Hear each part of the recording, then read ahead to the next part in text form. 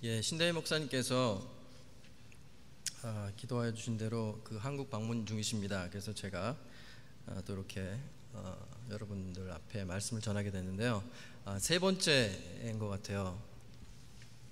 제가 작년 여름에 한 번, 그 다음에 올 초에 한 번, 그리고 벌써 세 번째가 된 것 같습니다. 다시 여러분들 만나 뵙게 해서 정말 반갑고요. 오늘 이 말씀을 통해서 하나님께서 우리들에게 들려주시는 귀한 말씀, 우리가 마음으로 받을 수 있게 되기를 간절히 바랍니다. 얼마 전에 제가 책 한 권을 읽게 되었습니다. 한국의 어떤 그 대학교 법대의 그 법학 교수죠. 그분이 크리스찬으로서 이제 한국 교회를 바라다 보면서 쓴 그런 책입니다. 그 책을 보면서 정말 제가 느낀 것은 세상 속에 빛과 소금이 되어야 할 교회가 오히려 그 반대로 교회 안으로 세상을 끌어들인, 그래서 그것을 품어 안는 그런 교회의 모습을 그 책을 통해서 보게 됐는데, 그 저자는 정말 슬프고 안타까운 마음으로 한국 교회를 바라보면서 그 책을 써 나가고 있었습니다. 그 안에 들어있는 내용 몇 가지를 예를 들어 들면 이런 겁니다. 어렸을 때 그 저자가 다니던 그 교회에서 장로님의 선출을 하게 되는데, 어떤 집사님이 그 교회에 커다란 환풍기를 사다 놓은 후에 장로님이 되셨대요. 그래서 학생들 사이에 환풍기 장로다 이런 별명을 붙였던 그런 기억. 또 한 10여 년 전쯤에 잘 아는 그 서울대학교 교수님 한 분을 어떤 그 대형 교회에 인도해 드렸더니, 가시자마자 정말 평신도들은 면담하기도 어려운 그 담임 목사님과 소그룹 성경 공부를 시작했다라는 소식을 듣고 대단한 교회다. 처음 온 그 초신자를 담임 목사님께서, 그 대형 교회 담임 목사님께서 함께 성경 공부를 해주신다니, 그래서 참 좋은 교회인 것 같다 이렇게 또 좀 알아보니까, 사실은 명문대 교수, 대기업 사장, 회장, 아니면 판검사, 의사, 이런 그 직업을 가진 사람들만 목사님께서 따로 모아서 새벽기도 후에 성경 공부 모임을 하고 있었다라는 그런 이야기. 또 인터넷 공간에서 벌어지는 기독교인들과 비기독교인들의 그 살기 어린 공방전에 드러나는 무례하고 공격적인, 그리고 또 독선적인 그런 기독교인들의 모습. 또 세습되어지는 중대형 교회의 담임 목사직, 끊이지 않는 교회들의 재산 싸움, 법정 소송, 고발 사건, 또 교회 내부에서 벌어지는 근거 없는 이단 싸움들, 또 점점 더 엘리트화 되어져 가고 있는 그 성직, 그리고 그로 인한 많은 부작용들, 이기적인 사람들, 말과 행동이 다른 사람들, 독선적인 사람들로 비춰지는 불신자들의 기독교인들에 대한 부정적인 이미지, 또 오랜 형식적인 종교 생활에서 오는 굳어지고 또 외식적인 신앙인들의 모습. 언제부터인지 나의 개인적인 성공이 하나님의 영광이요, 나의 개인적인 야망이 하나님의 비전이라 가르치는 세속화된 교회의 모습 등, 이런 것들을 그 안에 적고 있었습니다. 정말 한마디로 무너져가는 한국 교회의 그 총체적인 모습을 잘 나타내어 보여주고 있는 책이었습니다. 저는 개인적으로 그 책을 읽기 전에 벌써 이미 그런 소리들을 많이 듣고 있긴 했었지만, 그 책을 봄으로 인해서 다시 한번 우리의 현실을 바로 보게 될 수 있었습니다. 또한 그러한 기독교, 그러한 교회 안에서 목사로서 섬기면서 또 생활하면서 정말 아무런 문제성도 스스로 발견하지 못하고 그저 그러려니 하고 묻혀 있는 제 자신을 보게 되었고, 그렇다면 지금 이러한 우리들의 모습을 보고 계실 하나님은 과연 우리들에게 뭐라고 하실까 하는 의문을 갖게 되었습니다. 오늘 본문은 하나님께서 에레미야 선지자를 통해서 남유다의 백성들에게 말씀하시는 내용입니다. 저는 이 말씀을 읽으면서 이 말씀이 오늘날 우리들을 향하신 하나님의 말씀이다 라는 생각이 들었습니다. 간절히 바라기는 이 말씀을 함께 묵상하는 가운데 진정 하나님의 음성을 듣게 되는 저와 여러 성도님들, 또 이 땅의 많은 교회들이 되기를 간절히 소원합니다. 먼저 이 말씀의 배경을 좀 살펴보도록 하겠습니다. 솔로몬 왕 이후에 이스라엘은 남북의 두 왕국으로 분열됩니다. 한데 두 나라 모두는 하나님께서 그들을 가나안 땅으로 인도하시기 전에 그들에게 신신당부하면서 주셨던 그 언약, 시내산에서 모세를 통해서 주셨던 그 언약과 율법과 계명들은 이제 다 내버리고 우상 숭배와 또 많은 죄악들에 빠지게 된 것입니다. 그래서 하나님께서는 많은 선지자들을 통해서 이제 그들을 죄악의 길에서 돌이키고 나에게 다시 돌아오라고 말씀하십니다. 그리고 또 하나님의 선지자들이 그들에게 와서 말씀합니다. 너희들이 돌이키지 아니하면 하나님의 심판이 내릴 것이다 하는 충고가 담긴 메시지들을 계속해서 그들에게 전해 주었지만 그들은 그 메시지를 무시해 버렸던 것입니다. 그래야 이제 열왕기하 17장에 나오는 대로 먼저 두 나라 중에 북방 이스라엘이 기원전 722년과 721년에 아시리아, 아수르라고도 하는 그 나라에 의해서 멸망을 당하게 됩니다. 그런데 그러한 북이스라엘 왕국의 멸망을 바라보면서도 남유다 왕국은 별로 달라지는 것이 없었다라는 것입니다. 그런 가운데 남유다에서는 요시야라고 하는 왕이 나타나서 한 차례의 종교 개혁을 단행합니다. 요시야 왕은 성전에서 발견한 그 율법책, 다 읽혀지고 아무도 읽지 않은 책을 우연히 그 성전 창고에서 발견해가지고 그걸 읽다가 감동이 되어서 이제 성전과 나라를 정화하고 우상들을 없애는 일들을 하였습니다. 하지만 결국 그 요시야 왕의 죽음으로 그의 일시적인 그 개혁도 실패로 돌아가게 된 것입니다. 요시야 왕이 죽은 후에 남유다는 또다시 옛 모습으로 돌아가서 이제 하나님 앞에 죄악을 범하게 되는데, 남유다의 그 여호와 김 왕이 통치하던 그 시기에 오늘의 본문 말씀이 예레미야 선지자를 통해서 그 당시 유다 백성들에게 전해진 것입니다. 먼저 본문 1절과 2절에 보면 예레미야 선지자에게 하나님으로부터 한 가지 소명이 주어집니다. 1절과 2절 말씀입니다. 여호와께로부터 예레미야에게 말씀이 임하니라. 이르시되 너는 여호와의 집 문에 서서 이 말을 선포하여 이르기를 여호와께 경배하러 이 문으로 들어가는 유다 사람들아 여호와의 말씀을 들으라 라고 전하라는 거죠. 즉 하나님의 말씀이 예레미야에게 임하면서 그에게 주어진 사명은 성전문 앞에 그들을 가로막고 서서 이제 성전으로 예배하려고 들어가는 사람들에게 하나님의 말씀을 전해주라고 하는 것입니다. 이 구절에서 여호와께 경배하러 이 문으로 들어가는 이라는 이 구절이 참으로 중요한 의미를 가지고 있습니다.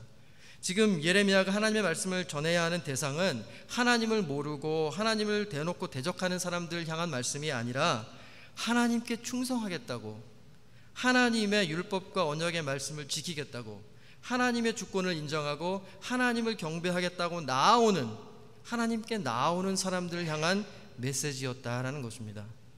그들을 향하여 하나님께서 하시는 말씀이 바로 Please stop and listen. 제발 내 말 좀 들어라 라는 말씀이라고 하는 것입니다. 참으로 아이러닉하고 어쩌보면 우스꽝스러운 장면입니다. 하나님께 나와서 하나님께 예배를 드리고 하나님의 말씀을 듣겠다고 하는 사람들을 막고 서서 하나님의 말씀을 들으라고 하는 것이 얼마나 우스운 장면입니까? 그리고 계속해서 예레미야 선지자가 말씀합니다. 3절의 말씀입니다. 만군의 여호와 이스라엘 하나님께서 이와 같이 말씀하시되 너희 길과 행위를 바르게 하라. 그리하면 내가 너희로 이곳에 살게 하리라.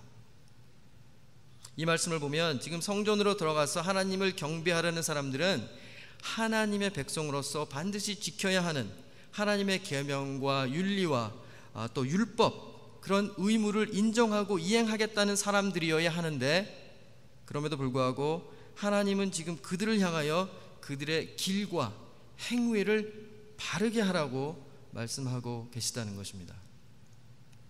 그렇다면 지금 여호와께 경배하려고 성전으로 들어가려고 하는 이 수많은 사람들은 과연 어떤 사람들이냐 하는 것입니다. 즉 이 말씀은 결국 유다 백성들은 겉으로는 하나님을 경배하는 것 같았지만 그들의 실질적인 행위와 삶의 모습은 진정 하나님께서 원하시고 바라시는 것과는 아주 멀리 떨어져 있었다라는 것을 말해주고 있는 것입니다. 따라서 그들은 하나님의 말씀에 순종할 의사도 없이 그저 형식적으로 어떤 제사적인 행위를 수행하기 위해서 성전 안으로 들어가려고 하는 사람들이었다는 것입니다. 그들을 향한 하나님의 메시지는 아주 간결하고 직설적이었습니다. 즉 너희의 길과 너희의 행위를 바르게 하라 라는 말씀입니다. 그들의 삶을 개혁하고 그들의 생각을 바꾸라고 하는 것입니다. 잘못된 방향으로 가고 있는 그들의 신앙을 바로 잡으라고 말씀하고 계신 것입니다. 그리하면 내가 너희로 이곳에 살게 하리라 하나님께서 말씀하고 계신 것입니다. 이 말은 바꿔 말하면 너희가 너희의 길과 행위를 바르게 하지 않으면 너희는 더 이상 이 땅에서 살 수 없을 것이라고 하는 것을 말씀해 주고 계신 것입니다. 사실 하나님께서 예레미야 선지를 통해서 유다 백성에게 말씀하신 것이 이번이 처음이 아니었습니다. 예레미야 선지는 이미 여러 번 회개를 촉구하는 그런 하나님의 간곡한 메시지를 계속해서 전해오고 있었다라는 것입니다. 예레미야 6장 30절에는 여호와께서 너희를 버렸다 라고 하는 충격적인 선언도 예레미야가 백성들을 향해서 했다라는 것입니다. 그럼에도 불구하고 눈 하나 깜짝하지 않는 유다 백성들에게 하나님께서 이제는 예레미야에게 성전으로 들어가는 그 사람들의 길을 막고 이제 가로막고 서서 다시 한번 그들을 향해 외치도록 명령 내리신 것입니다. 한데 이미 말씀드린 대로 유대인들은 이미 예레미야에 대해서 잘 알고 있었습니다. 그리고 그들은 오히려 예레미야를 미치광이 선지자다 이렇게 생각하고 있었던 것입니다. 한번 상상해 보시기 바랍니다. 여러분들이 주일 아침에 이제 바쁘게 준비하여서 지금 교회에 막 예배드리러 막 들어오고 있는데 바로 저 문 그 바로 앞에 어떤 분이 서서 이렇게 소리를 지르고 있는 겁니다. 여러분들 회개하십시오. 이 거짓 목사님들의 그 말에 속지 말고 하나님의 말씀을 들으십시오. 너희들의 길과 행위를 바르게 하라고 하나님께서 말씀하고 계십니다. 그렇지 않으면 멸망이 올 것입니다. 누가 나의 집을 강도의 굴렬로 만들었느냐, 하나님이 이렇게 여러분들을 향해서 외치고 계십니다. 잠깐 내 말을 좀 들어보세요. 하나님의 말씀 들어보세요. 이렇게 조 앞에서 막 여러분들 향해서 떠든다면 여러분들이 어떻게 반응하겠습니까? 이 사람 정신 나간 사람 아니야? 지금 가뜩이나 늦었는데 빨리 예배 드리고 내가 친구 만나러 가야 되는데 왜 여기서 이런 소리를 하고 있어? 이렇게 반응할 것입니다. 이러한 사람들의 차가운 반응에도 아랑곳하지 않고 예레미야는 지금 혼자서 마치 미친 사람처럼 미치광이처럼 외치고 있는 것입니다. 그렇다면 왜 이렇게 간곡하고 지속된 예레미야 선지의 그 외침에도 불구하고 유다 백성들은 전혀 그의 말에 귀를 기울이지 않고 있는 것일까요? 도대체 그 이유는 무엇일까요? 당시 남유다 백성들에게는 그 누가 뭐라 해도 결코 흔들리지 않는 그런 모든 유다 백성들이 진정 굳게 믿고 있었던 두 가지 확고한 신앙이 있었기 때문입니다. 그 첫째는 바로 다윗 왕조 신앙입니다. 즉 다윗 계통의 왕조와 나라는 결코 멸망하지 않고 영원히 지속된다고 하는 하나님의 약속, 사무엘하 7장 12절로 16절에 기록되어진 그 말씀을 믿고 다윗 왕조가 왕으로 있는 이 나라는 결코 멸망하지 않을 것이다, 이렇게 굳게 믿고 있었다는 거죠. 북이스라엘의 왕은 솔로몬 이후에 다윗의 계통이 아니었습니다. 그렇기 때문에 멸망하였고 우리 남유다는 아직까지도 솔로몬 왕의 그 아들을 통한 그 자손들이 왕으로 있기 때문에 우리 유다는 안전하다, 이렇게 굳게 믿고 있었다라는 것입니다. 또한 두 번째 신앙은 시온 신앙인데 시편 132편 13절과 14절에서 엿볼 수 있는 대로 시온은 하나님이 택하시고 하나님이 거주하시는 장소이기 때문에 이방 나라가 아무리 공격을 해와도 절대로 무너지지 않는다는 시온 불가침의 신앙이 있었습니다. 여기서 시온이라고 하는 것은 예루살렘 성을 말하는 것인데요, 그 예루살렘 성 가장 꼭대기에 성전이 지어져 있기 때문에, 그리고 하나님께서 거기에 거하시기 때문에 이방 그 어떤 나라가 쳐들어와도 우리는 안전하다 라고 그들이 굳게 믿고 있었다는 것입니다. 그리고 당시 그 두 신앙은 유다의 종교 지도자들에 의해서 백성들에게 선포되었고 또 가르쳐졌으며 모든 백성들에게서 압도적인 지지와 환영을 받고 있었던 그들의 견고한 신앙이었다라는 것입니다. 그렇기 때문에 당시 유다 백성들은 이스라엘의 큰 명절이 되면 전국 각지에서 예루살렘으로 몰려 들어왔다는 거예요. 그리고 그들은 성전으로 나오면서 여호와의 성전이라, 여호와의 성전이라, 여호와의 성전이라 외치면서 나왔다는 겁니다. 이러한 이른바 여호와의 성전 3창, 예레미야 22장 29절에 나오는데요, 그것은 열정적으로 그들의 신앙을 확고히 하는 그런 당시에 아주 인기 있는 예식이었다라는 것입니다. 그래야 당시 유다 백성들에게 예루살렘 성전은 그 무엇과도 비교할 수 없는 절대적인 자리를 차지하게 되었고, 하나님이 그 예루살렘 성전 안에 거하시기 때문에 이 성전은 유다의 안전과 평화와 그리고 번영을 보장한다, 이렇게 굳게 믿고 있었던 것입니다. 그런데 오늘 본문 4절에서 하나님께서는 예레미야 선지자를 통해서 그것이 잘못된 신앙, 즉 거짓말이라고 말씀하고 계신 것입니다. 4절의 말씀입니다. 너희는 이것이 여호와의 성전이라, 여호와의 성전이라, 여호와의 성전이라 하는 거짓말을 믿지 말라. 하나님께서 유다 백성들에게 말씀하고 계신 것입니다. 너희들의 그런 외침은 내가 그곳을 떠나버린다고 하면 아무런 의미가 없는 헛된 공식의 반복에 지나지 않는다. 나는 그깟 성전에 얽매여 있지 않고 언제든지 성전을 떠날 수 있다. 그러니 그런 거짓말에 현혹되지 말고 예레미야 선지를 통해 선포되는 나의 말을 들으라 하고 말씀하고 계신 것입니다. 우린 잘 알고 있습니다. 부활하신 예수님께서도 요한계시록 2장 5절에서 에베소 교회 사람들에게 말씀하고 계십니다. 회개하지 아니하면, 너희가 회개하지 않으면 내가 네게 가서 내 촛대를 그 자리에서 옮기리라, 이렇게 말씀하고 계십니다. 이것은 하나님께서는 회개치 아니하는 교회에서 떠나시겠다고 하는 말씀입니다. 하나님이 떠나신다는 것은 하나님의 능력이 떠나는 것이며 하나님의 생명이, 하나님의 사랑이, 하나님의 축복이, 그리고 하나님이 주시는 모든 소망이 사라져버린다라고 하는 것을 말씀하고 계신 것입니다.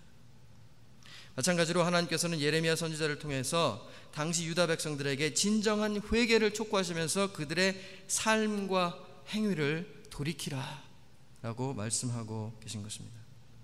그리고 이제 하나님께서는 그러한 경고의 말씀을 하신 후에 곧바로 그렇다면 그들이 멸망하지 않고 유다 땅에서 계속해서 하나님의 백성으로서 축복을 누리면서 살아갈 수 있는 바로 그 길, 멸망에서 소망과 희망으로 나아가는 길, 다시 말해서 하나님을 하나님의 성전에 머물도록 할 수 있는 구체적인 방법을 말씀해 주십니다. 바로 5절로 7절의 말씀입니다. 너희가 만일 길과 행위를 참으로 바르게 하여 이웃들 사이에 정의를 행하며 이방인과 고아와 과부를 압제하지 아니하며 무죄한 자의 피를 이곳에서 흘리지 아니하며 다른 신들의 뒤를 따라 화를 자초하지 아니하면 내가 너희를 이곳에 살게 하리니 곧 너희 조상에게 영원 무궁토록 준 땅이니라 라고 말씀하십니다. 즉 하나님께서 계속해서 예루살렘 성전에 거하시게 하고 또한 유다 백성들이 예루살렘에 영원히 무궁히 살 수 있도록 하는 방법은 오직 그들의 길과 행위를 바로 하는 그것인데, 그들에게 요구되는 바른 행위, 즉 바른 삶이란 구체적으로 이웃들 사이에 정의를 행하며 이방인과 고아와 과부를 압제하지 말고 무죄한 자의 피를 이곳에서 흘리지 않으며 다른 신들을 쫓아 스스로 화를 자초하지 않는 것이다 라고 말씀해 주고 계신 것입니다. 다시 말하면 하나님께서는 유다 백성들이 성전에 와서 그저 열심히 동물들을 잡아서 제사를 드리고 기도문을 외우고 목소리를 높여서 가식적인 찬양을 드리는 것보다 오히려 하나님의 말씀에 따라서 이 세상에서 정의롭고 바른 삶을 살아가는 것이다 라고 말씀해 주고 계신 것입니다. 그리고 또한 말씀하십니다. 만일 이스라엘 백성들이 5절과 6절에 나타난 그러한 바른 삶을 살아간다고 하면 하나님께서 7절에 약속하신 그 내용을 반드시 지키겠다라고 거듭 말씀해 주고 계신 것입니다.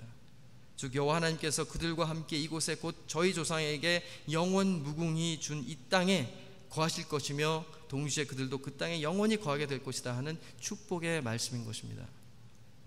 그리고 이제 예레미야 선지는 9절로 10절에서 유다 백성들이 현재 그 당시에 범하고 있는 그 죄악에 대해서 아주 구체적으로 상세하게 지적하고 있습니다. 9절로 10절의 말씀입니다. 너희가 도둑질하며 살인하며 간음하며 거짓 맹세하며 바알에게 분향하며 너희가 알지 못하는 다른 신들을 따르면서 내 이름으로 일컬음을 받는 이 집에 들어와서 내 앞에 서서 말하기를 우리가 구원을 얻었나이다 하느냐. 이는 이 모든 가증한 일을 행하려 함이로다.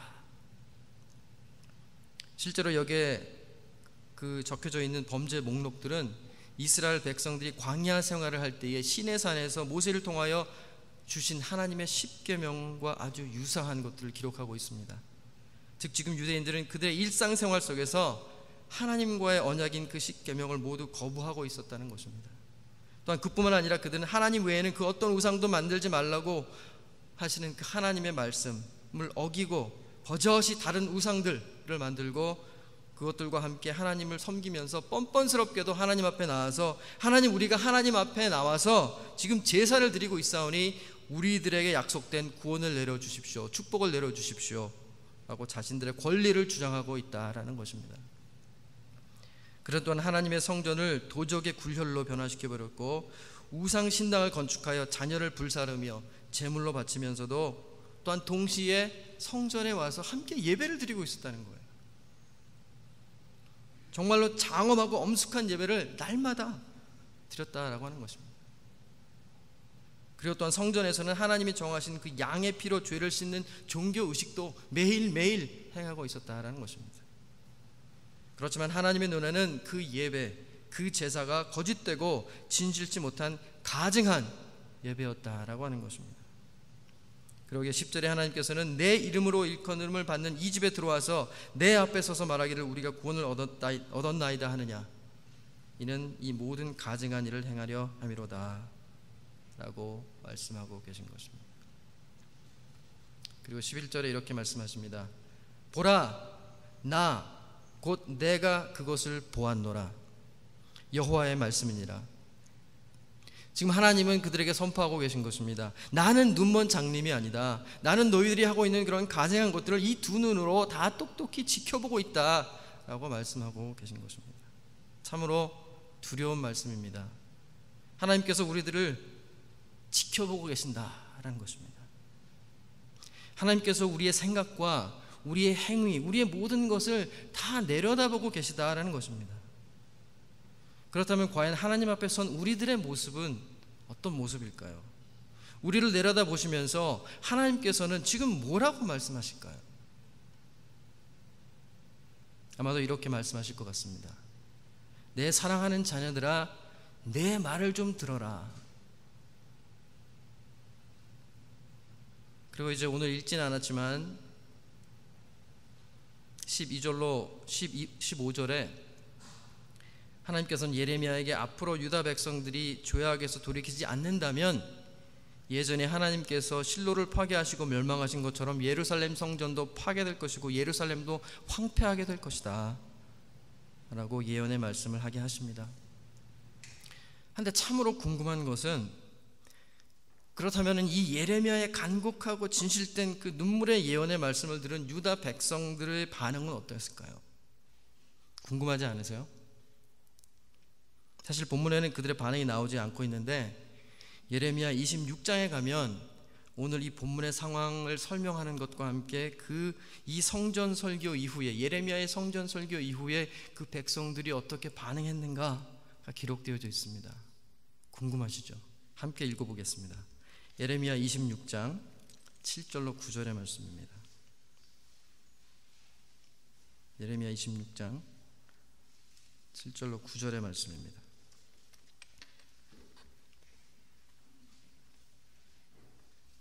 네, 우리 찾으셨으면 함께 읽어보도록 하겠습니다. 시작. 예레미야가 여호와의 성전에서 이 말을 하매 제사장들과 선지자들과 모든 백성이 듣더라. 예레미야가 여호와의 명령하신 말씀을 모든 백성에게 전하기를 마침에 제사장들과 선지자들과 모든 백성이 그를 붙잡고 이르되 내가 반드시 죽어야 하리라. 어찌하여 내가 여호와의 이름을 의지하고 예언하여 이르기를 이 성전이 실로같이 되겠고 이 성이 황폐하여 주민이 없으리라 하느냐 하며 그 모든 백성이 여호와의 성전에서 예레미야를 향하여 모여드니라. 이렇게 반응했어요. 그리고 그 뒷부분을 쭉 읽어 내려가다 보면 예레미야를 죽여야 한다고 앞장선 이들이 바로 제사장들과 다른 선지자들이었다라는 것을 볼 수 있습니다. 사실은 그들도 여호와를 섬기는 이들이요, 여호와와 백성들 사이의 중재자들이었지만 예레미야를 통해 선포되는 정의와 심판의 말씀을 가장 견디지 못하는 사람들도 바로 그 종교인들이었다는 거예요. 제사장들과 선지자들이었다는 것입니다. 목회자의 한 사람으로 참으로 불편한 진실이다라는 것입니다. 그리고 생각하게 됩니다. 그렇다면 과연 나는 성도들이 듣고 싶어하는 그런 파퓰러한 띠어로지, 교회 나오면 성공하고 잘 먹고 잘 살 수 있다 라고 하는 그런 메시지를 선포하며 말씀을 가르치는 사람인가, 아니면 진정 우리를 향한 하나님의 말씀을 선포하는 사람인가 생각해 보게 됩니다. 또한 지금 이 순간 예배당에 나와서 하나님께 예배를 드리고 있는 우리들의 모습은 과연 하나님이 기뻐하시고 하나님이 원하는 그런 모습인가, 아니면 하나님께서 도저히 역겨워서 더 이상 앉아 있을 수가 없다,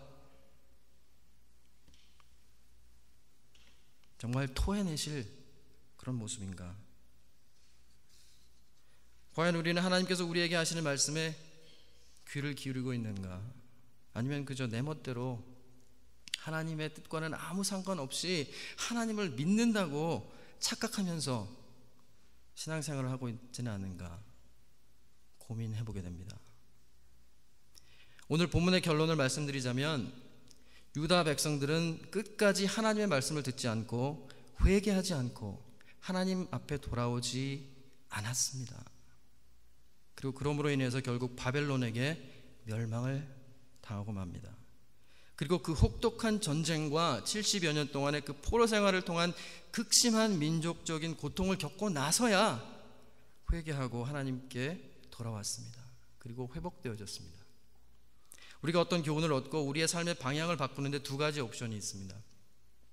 하나는 우리가 직접 우리의 잘못의 그 결과를 경험하고 돌이키는 방법과, 하나는 다른 사람들의 경험의 그 조언을 듣고 미리 돌아서는 두 가지 옵션이 있습니다. 뜨거운 오븐에 손을 대면 손을 댄다고 하는 경고의 말씀을 보고도 한번 만져보고 뒤어보고 앞으로는 만지면 안 되겠다 하는 어리석은 사람이 있고, 오븐을 만지면 안 된다고 하는 경고의 메시지를 보고 만지지 않는 사람이 있다는 것입니다. 우리는 오늘 본문 말씀을 통하여 교훈을 얻어야 하겠습니다. 우리는 하나님께서 우리들에게 하시는 말씀을 들을 수 있는 영적인 분별력을 갖게 되기를 간절히 소원합니다. 그래서 하나님께서 진정 우리들에게 바라시는 것은 죽은 제사가 아니라 예수 그리스도 안에서 하나님의 말씀에 순종하는 삶으로 우리 자신을 산 제물로 하나님께 드리는 것이요, 의식과 형식의 예배가 아니라 우리의 이웃을 사랑하고 돌보며 정의롭고 바른 삶, 정직하고 순결한 삶, 하나님 외에 그 어떠한 것도 더 사랑하지 않는 그런 순수한 믿음으로 하나님의 규례들을 지켜나가는 삶이라는 것을 깨닫게 되기를 간절히 바랍니다. 그리고 이제 그 깨달음을 가지고 진정 회개함으로 하나님께 나와 우리의 길과 우리의 행위를 돌이키고 하나님의 축복 가운데 하나님께서 우리에게 약속하신 그 영생을 누리는, 이 땅에서부터 영원히 누리는 저와 여러분들 되시기를 주님의 이름으로 축원합니다. 기도하겠습니다. 이제 우리 모두 오늘 우리에게 주신 하나님의 말씀 생각하면서 한 1, 2분 동안 조용히 묵상 기도하는 시간 갖기를 원합니다. 하나님께서 지금 나에게 하시는 말씀, 또 나에게 들려주시는 그 하나님의 음성에 귀를 기울이시고 회개와 결단으로 하나님께 나아오는 시간 갖기를 원합니다. 잠시 기도하겠습니다.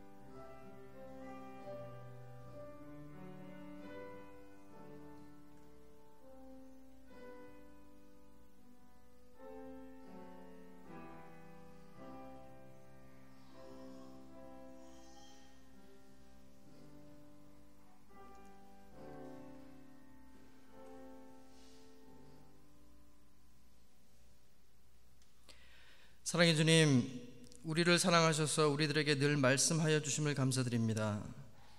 이제 하나님의 음성을 듣고 하나님께 회개하며 나옵니다. 우리들의 길과 행위를 바르게 하도록 도와주시고 그러므로 늘 주님과 동행하며 동거하는 복을 내려 주시옵소서. 예수 그리스도 이름으로 간절히 기도드립니다. 아멘.